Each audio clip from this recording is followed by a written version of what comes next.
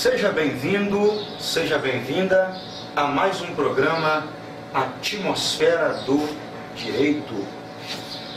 Essa e outras tantas entrevistas estão disponíveis a você na internet, via Google ou via YouTube. É fácil você acessar as entrevistas do programa Atmosfera do Direito. Basta você ir no Google ou no YouTube e digitar programa Atmosfera do Direito. Inclusive, no Google está disponível um atalho que dá acesso a uma playlist do programa Atmosfera do Direito no YouTube. Então não perca, acesse e confira, porque vale a pena. Para o programa de hoje, eu me sinto honrado em estar recebendo como convidado meu mestre, querido professor e amigo, Antonino Luiz Rodrigues Lopes. Professor Antonino, é um prazer tê-lo aqui. Esteja à vontade. Suas considerações iniciais. Boa tarde, Danilo. Boa tarde a todos. É uma grande satisfação participar do programa Atmosfera do Direito. É um programa notadamente que colabora para as instituições jurídicas do país, eu diria, porque ele é muito amplamente visto, ele é muito comentado. Eu fico muito honrado de estar participando aqui, dando assim a minha modesta consideração, as minhas modestas colaborações. Já queria deixar, Danilo, logo de início, ressaltado e registrado, que eu não vou pretender me alongar muito em questões profundas, em questões, já dizia Da Vinci, no século XV, a simplicidade é o degrau mais alto da sofisticação. Eu respeito os grandes teóricos, eu leio os grandes teóricos, eu sou mestre, como você já disse, respeito os grandes teóricos, mas eu prefiro ser mais simples, talvez me faça entender mais facilmente. Você me perdoa por essa característica. Ok.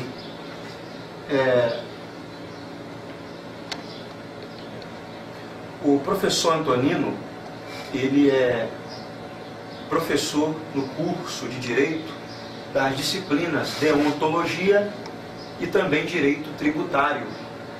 Ele atualmente vem dando aulas no curso de Direito e no curso de Administração da Faculdade Doctum em Leopoldina, Minas Gerais. Professor Antonino, vamos falar um pouco de deontologia. Sim. Eu acredito que os nossos diletos que estão agora nos assistindo, em casa, do serviço, de algum lugar,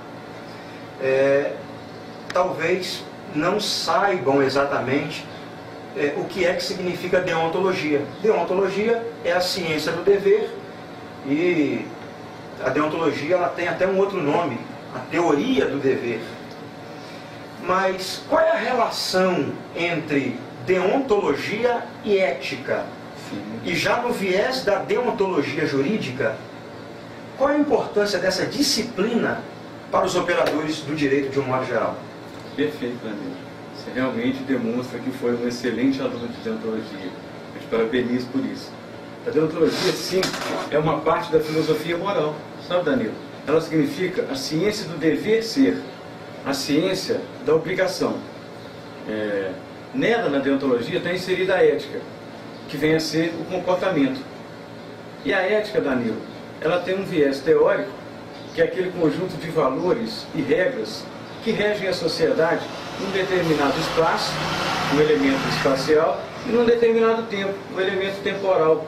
A gente poderia dizer que, talvez há 100 anos, não fosse legítimo as moças fazerem determinadas atitudes que hoje elas fazem com legitimidade, com tranquilidade, o elemento temporal. A gente seria também possível dizer que em algumas partes do mundo é razoável que os homens tenham, sei lá, 5 ou 6 mulheres, o que aqui no Brasil é impossível que aconteça, pelo menos reconhecido pelo Estado, né? É impossível. Então, Danilo, esse recorte temporal e espacial tem que ser examinado, tem que ser respeitado para a gente poder examinar a ética. Quanto à deontologia jurídica, ela vai examinar, Danilo, a ética do advogado. Esse comportamento moral e prático do advogado.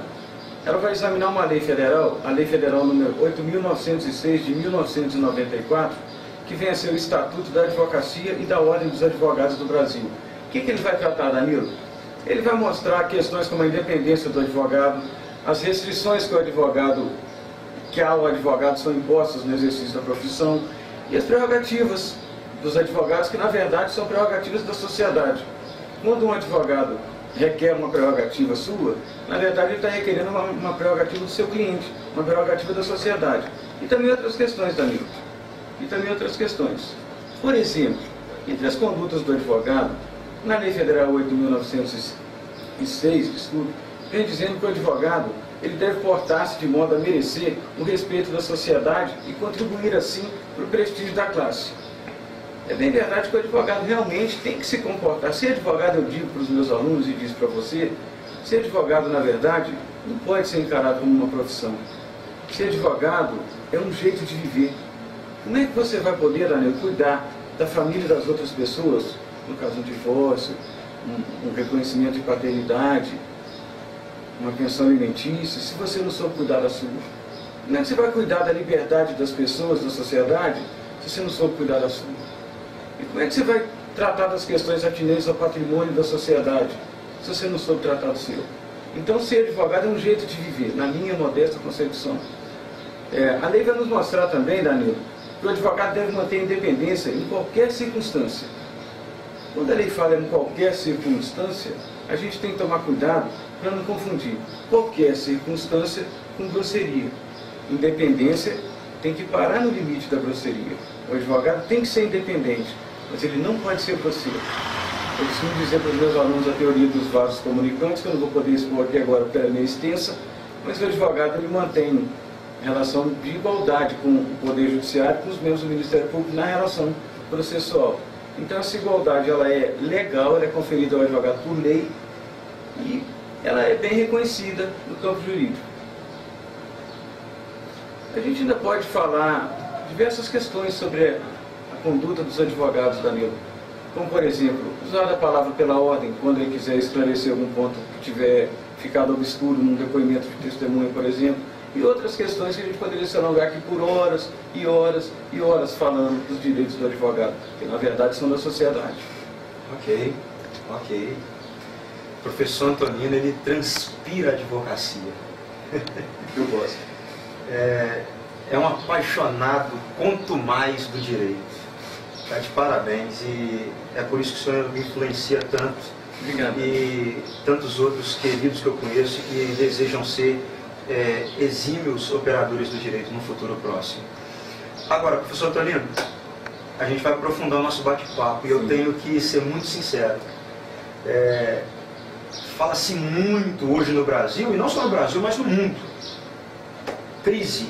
Crise é uma situação, infelizmente, hoje vivenciada em diversas partes do mundo. Então, em tempos de crises econômica e política, há que se falar também em crise ética na advocacia? Muito boa pergunta, Danilo. Excelente pergunta. Realmente você tem toda a razão. Integral razão assiste a você. A crise, em qualquer época, a gente tem crise ética. Agora, em época de crise financeira, talvez a gente venha a ter mais crise ética por conta da falta de recurso financeiro. Os clientes não têm muito dinheiro, quando vão contratar o advogado faz qualquer negócio, né? Você desculpa esse termo grosseiro, faz qualquer negócio, mas realmente talvez seja mais fácil de observar a crise ética em tempos de crise financeira. Sendo certo que eu não posso garantir que essa afirmação seja verdadeira, porque não tem dados científicos para isso. Mas vejo sim como mais incidente a crise ética na advocacia em tempos de crise financeira. Antonino, infelizmente hoje acabou se tornando uma prática comum, bacharel em direito, que não conseguiu passar no exame da OAB, Ordem dos Advogados do Brasil, sair por aí, às escondidas, atuando como advogado. E eu gostaria que o senhor até esclarecesse para quem agora nos assiste, qual é a punição cabível a quem pratica isso? Perfeitamente, Danilo. Na verdade, o exercício da advocacia, ele é privativo de pessoas inscritas nos quadros de advogado da Ordem dos Advogados do Brasil. quem não tem inscrição nos quadros da Ordem dos Advogados do Brasil, a inscrição como advogado, ele não pode exercer advocacia. Eu hoje, atualmente, Danilo, eu exerço um cargo também na diretoria da subseção da OAB local. E a gente já se deparou aqui em Leopoldina com casos análogos a esse que você está expondo para a gente. Essa questão, ela não pertence ao âmbito da Ordem dos Advogados do Brasil, porque a pessoa não tem inscrição na Ordem dos Advogados do Brasil. Essa questão, ela é tutelada pelo Estado no Código Penal. Ela se chama exercício ilegal da profissão, né, com punição de pena mínima de 2 anos, salvo o melhor juízo, não tenho certeza, mas acho que sim. E ela, eu não gostaria de ser grosseiro, mas o cidadão que pratica uma conduta dessas, ele não é um cidadão digno, talvez pudesse ser comparado a um bandido. Danilo. Ok. Professor Antonino, aproveitando a sua vasta experiência também na seara do direito tributário, um assunto que novamente está em voga é a CPMF. Gostaria que o senhor falasse sobre CPMF. Ok. Na verdade, a CPMF é um tributo. No Brasil, nós temos uma divisão pentapartida dos tributos.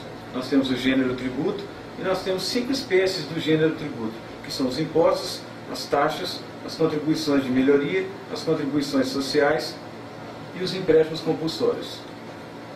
A CPMF, contribuição provisória sobre movimentações financeiras, provisória, ela pertence à espécie contribuições sociais da divisão dos tributos. Ela é um tributo da esfera federal, exclusivamente federal, e ela é provisória, como o próprio nome já diz.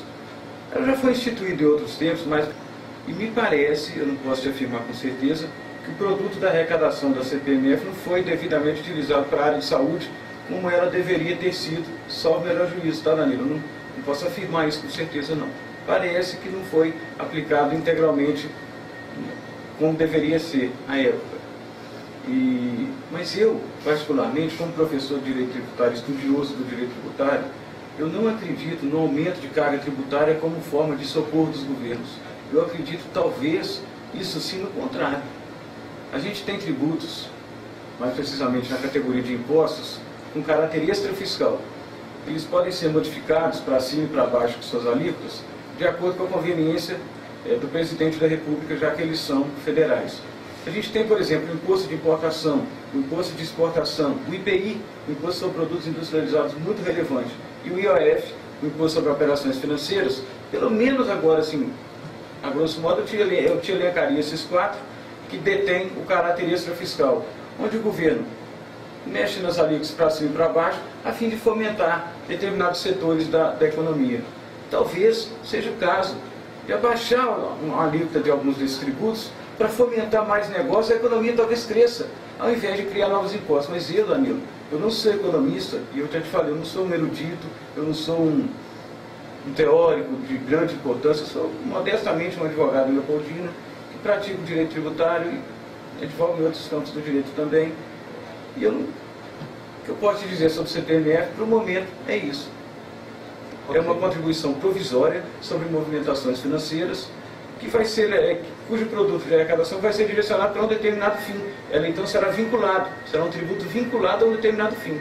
Tomara que, caso ela venha a ser instituída, que ela atinja esse fim e o Brasil consiga, quem sabe, sair da crise, muito embora eu entenda que aumento de carga tributária não é a solução. Mas eu não sou o dono da verdade, né, Danilo? Ok. Que pena que o nosso programa Atmosfera do Direito de hoje, com o meu querido amigo professor Antonino, está chegando ao fim. Mas, professor, deixa uma palavra até de ânimo para os diversos alunos do curso de Direito e também do curso de Administração que agora nos assistem. Claro, claro. Primeiro eu quero dizer que aquela pessoa, Danilo, que era muito trabalhadora há 40, 50 anos atrás, que era muito trabalhadora e venceu na vida, porque era muito trabalhadora, isso já se vão lá 50 anos. Hoje, sem educação formal, sem educação superior, sem pós-graduações, sem muito estudo, não se faz mais isso. O que se fez no século passado, creio eu que não seja mais possível. Incentiva todas as pessoas que possam cursar uma faculdade, que o façam, seja de Direito, seja de Administração. Em Leopoldina nós temos excelentes cursos aqui na DOCTA, eu posso assegurar que os cursos são de qualidade elevada. Eu incentivo que as pessoas façam isso. E parabenizo você, Danilo, pelo programa Atmosfera do Direito, que vem mostrando os diversos campos, diversos profissionais do direito se manifestando. Isso está enriquecendo muito a cultura jurídica de todo mundo. Parabenizo. Ok. A advocacia não é simplesmente uma profissão. Aprendi com ele. É um modo de vida. Eu fico por aqui. Meu nome é Danilo Silva. Até o próximo programa Atmosfera do Direito. Um abraço.